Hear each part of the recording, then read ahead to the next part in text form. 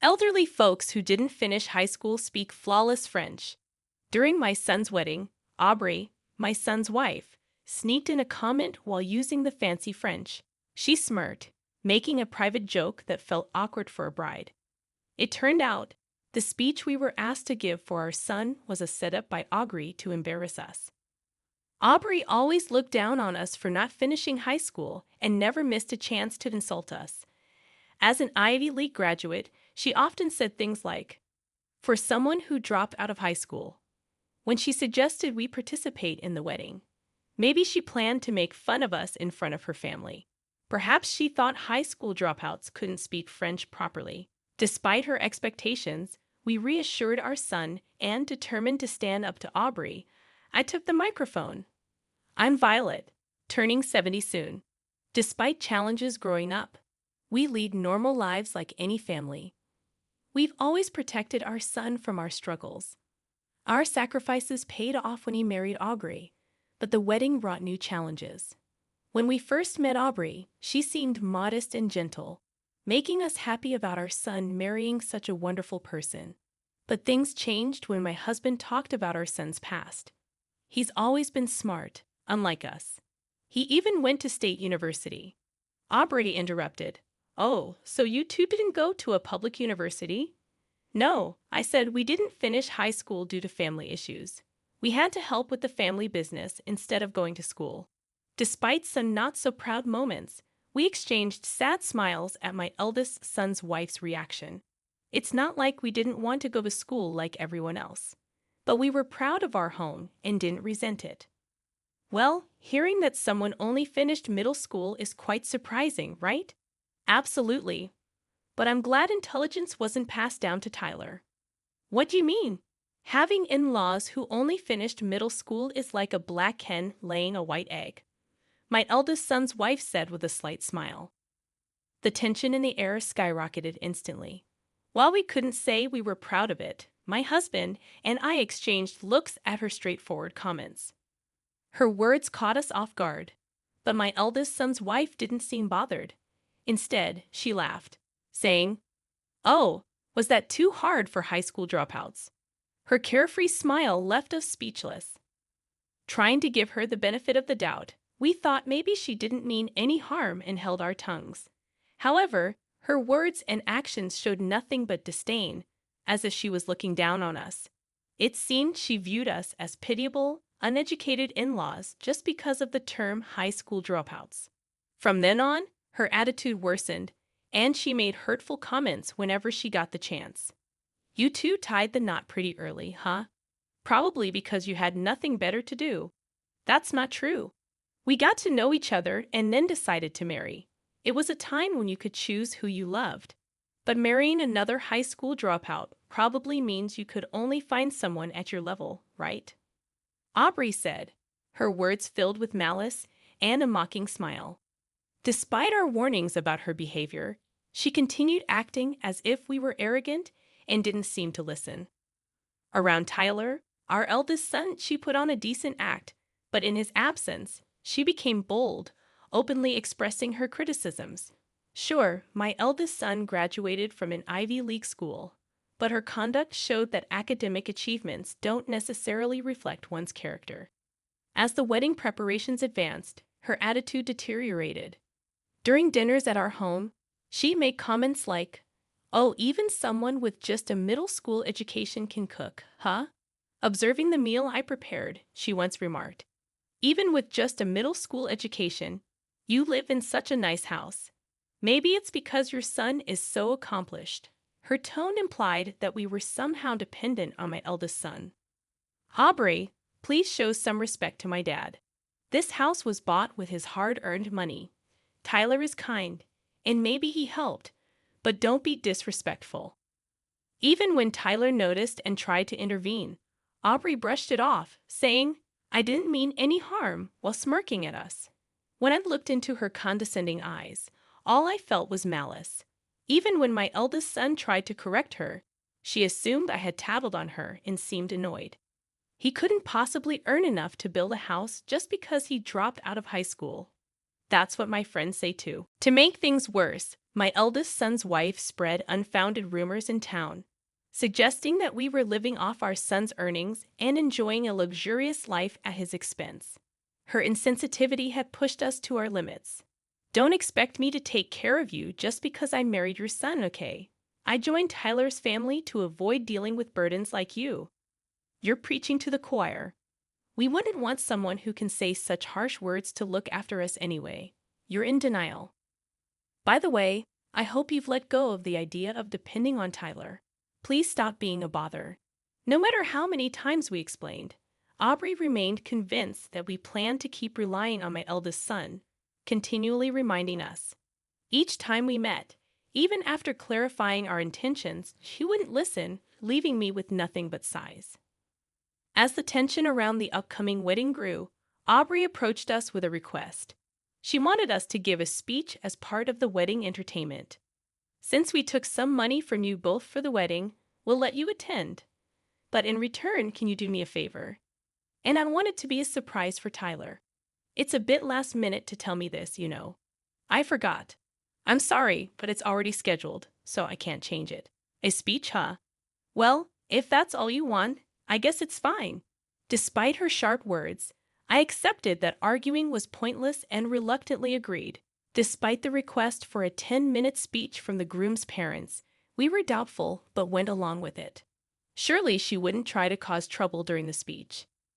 Just as I had that thought, upon hearing my response, Aubrey narrowed her eyes and grinned mischievously, saying, "Great. So I'll need the speech in French tomorrow." French? Why in the world? I asked, taken aback, and she looked down at me with a smug expression. Seeing that expression, I once again realized her malicious feelings towards us, and it left me truly disappointed. Many of my friends, like me, are Ivy League graduates. I don't want to be judged because my in-laws dropped out of high school. But even if they can relate, there's no reason the speech has to be in French, right? Consider how the other guests would feel. Fine, I guess French might be too much for high school dropouts. It must be embarrassing to make excuses, huh? With her persistent sarcasm and forceful demeanor, she left us with a warning to keep our promise and walked away. I exchanged a troubled look with my husband, and he simply shook his head in silence. While we were contemplating our next move, a call came from Tyler. "Mom, are you okay? Is everything all right?" "Yes, everything's fine."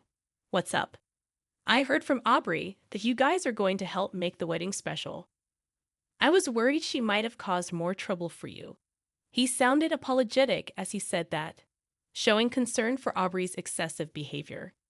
I wonder if choosing Aubrey as my life partner was a mistake. I never thought someone could change so much just because of their educational background. My eldest son expressed doubts, and it was painful for me to witness. Someone who never bragged about his education and grew up to be a kind-hearted person. Without further worry, my husband and I exchanged a knowing glance, nodding in agreement. "We're okay, honey. Don't stress. Just look forward to the wedding," we'd assured him. With that, we started preparing our speech, determined to show Aubrey our true selves. The next day, we headed to the wedding venue. On the wedding day, everything appeared to be going smoothly, except for the occasional glances and sneers from Aubrey's friends seated on her side. Even when we crossed paths in the corridor, they deliberately bumped into my shoulder without a simple greeting. Without an apology, they moved on with scornful smiles, leading me to believe they might have heard things about us from Aubrey. "Violet, are you okay?" "Yes, I'm fine."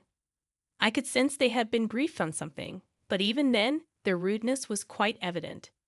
As first-time acquaintances, their character left much to be desired. If I was deemed the problem, they were certainly no better. I straightened my posture, sighed deeply, and waited for the right moment to respond. Now we have a surprise speech from the groom's parents. At the lively announcement, my husband and I looked up.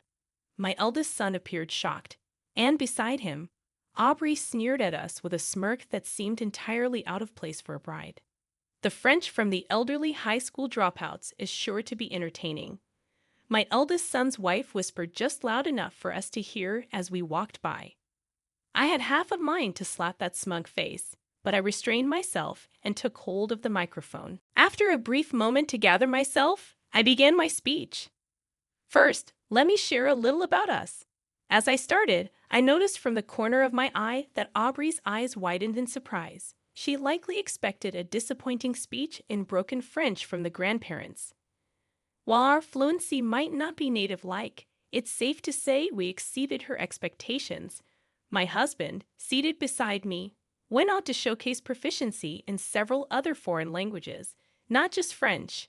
Witnessing Aubrey's wide-eyed and stunned expression, I couldn't help but smirk. How can you give such a speech? It's strange considering you didn't finish high school. Please don't judge a book by its cover, or in this case, by one's education. I replied softly and continued with my speech. I openly delivered it in French, addressing my eldest son's wife's disapproval of our educational background. I shared how she had unexpectedly requested the French speech the day before, emphasizing her demanding attitude as if this were the least we could do to attend the wedding. I even brought up her past insults towards us. I had much more to say, but my speech was cut short due to a flustered interruption from Aubrey. Nevertheless, the murmurs and whispers in the crowd, along with the shocked look on Aubrey's face, made me feel that revenge was achieved. Sorry for that little commotion. It was a surprise speech from the groom's parents. Thank you? No, thank you. And may I say, your pronunciation was impeccable. Did you study abroad? No, to our embarrassment, we dropped out of high school.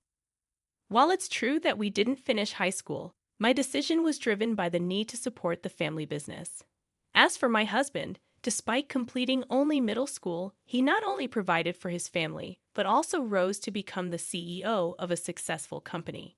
He climbed the ranks through relentless work, eventually establishing his own company and acquiring the necessary knowledge on his own. Skipping formal education was inconsequential for him. We crossed paths by chance through work, and understanding the similar challenges I faced, he stepped in to assist with my family's business. Thank you for helping our family. I can't express my gratitude enough. If you appreciate it, why not join us? Having someone who has faced similar challenges would be reassuring. That's how I joined my husband's company and continued working even after we got married until my retirement. Since the company had operations overseas, both my husband and I became fluent in French. I concluded with a smile to Aubrey. The bride requested us to deliver this speech in French at this beautiful venue. She arranged this opportunity so that my husband and I, who only completed middle school, wouldn't be looked down upon by her and her highly educated friends, some of whom graduated from prestigious universities like Harvard. Despite her request for a French speech, it seemed she couldn't fully comprehend it. Perhaps she struggled to understand our earlier speeches as well. Her earlier outbursts appeared to be fueled by her disdain for witnessing our fluent French. As I waved cheerfully, Aubrey responded timidly.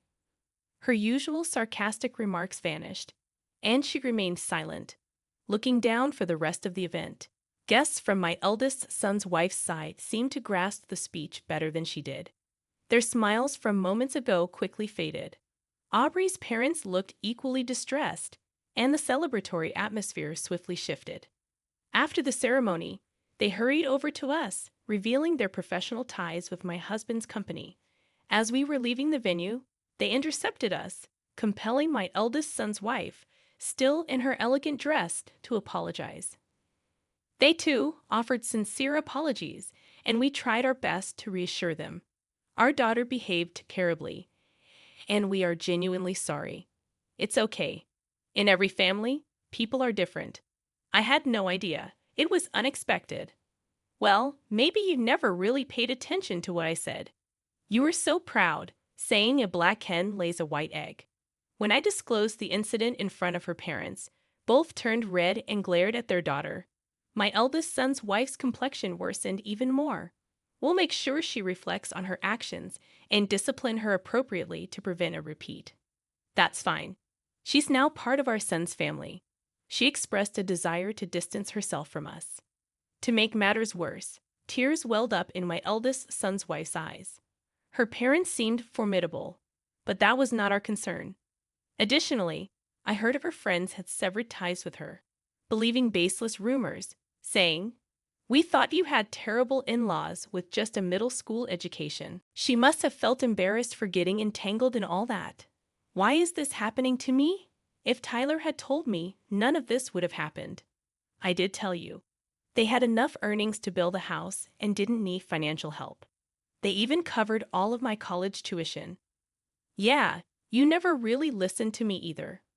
With those stern words, Tyler turned his back on her. Though typically mild-mannered, Tyler had reached his breaking point with the situation and was even contemplating divorce. Abandoned by relatives, friends, and even my eldest son, Aubrey found herself completely isolated. A few days after the ceremony, despite serious contemplation of divorce, it appeared they were still trying to work things out in their marriage. Despite being abandoned by my eldest son, Aubrey seemed to be working tirelessly, as if she had transformed into another person. "Violet, can we please put the past behind us and get along again? I don't recall us ever getting along in the first place."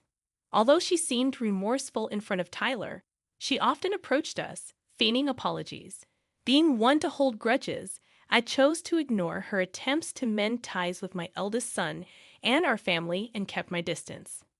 Who was suggesting cutting ties, do you think? Oh, come on, stop pretending and lend me a hand, will you? Always nagging. You're the most spiteful person. Why, thank you.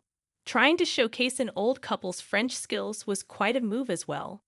Unhappy with my response, a frustrated Aubrey glared at me with her unapologetic attitude.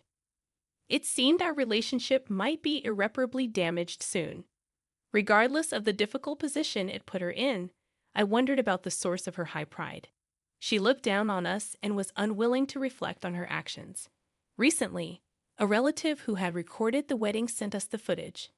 When it reached my speech, we clearly saw the surprised expression on the bride's face and burst out laughing. School isn't the only place to learn. Maybe I should try picking up something new. Why not? Perhaps I'll join you. We decided to head to a bookstore together to search for study materials.